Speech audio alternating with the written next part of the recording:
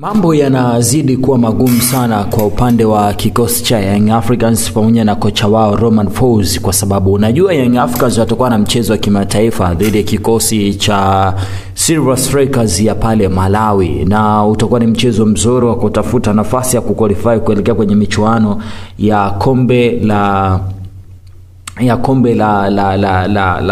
klabu bingwa barani Afrika kucheza hatua ya makundi, na Young Africans watakuwa wanakutana na Silver Strikers mara baada ya kumfungasha virago Willy Tibingwela. Sasa Young Africans wamekuwa kiendelea kufanya mazoezi yao, na juzi alicheza mchezo wa kirafiki dhidi ya TRA na mathalan mchezo kwenda vizuri. Young Africans wakajipata wamepoteza wamesare kwa 0-0 dhidi ya kikosi hiko. Sasa kwa mujibu wa Musa Mkwaju, anasema duru zinaeleza kuwa kiungo wa klabu ya Young Africans Aziz Ndambwile Mwambalaswa, mlinzi Dickson Job na kiungo Aziz hawapo kwenye kikosi ya timu ya Taifa Stars kinachotarajiwa kuikabili Iran kwenye mchezo wa kimataifa wa kirafiki. Kwa mujibu wa afisa habari wa Young Africans Ali Shaban Kamwe, Job aliumia akiwa kwenye maandalizi ya mchezo dhidi ya Zambia, hivyo amerejea Tanzania bara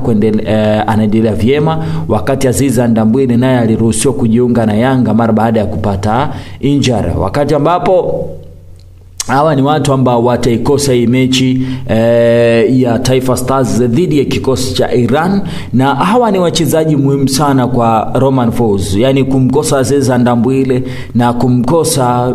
Dickson Job ni kitu kigumu sana kwa kikosi yake, kwa sababu hawa anawategemea kwenye nyakati zote mbili za mpira miguu. Dickson Job ndo libero wake, ndo beki ambaye anaipandisha timu kutoka chini kwenda juu akishirikiana na Ibrahim Baka, na moja kati ya nambari 6 ambao mpaka sasa hivi ameshawaamini kuliko maelezo ni pamoja na Aziz Ndambwile Mwambalaswa. Yani we can tell kwamba hakuna mtu ambaye mpaka sasa hivi anamwamini kuliko Aziz Ndambwile Mwambalaswa. So let's wait and see ni nini ambacho kitakachoendelea na ni nini ambacho kitakachotokea, lakini we can tell kwamba hao ni wachezaji ambao Young Africans wanaweza kuwakosa wakielekea katika mchezo wao dhidi ya Silver Strikers. Asante, bye bye.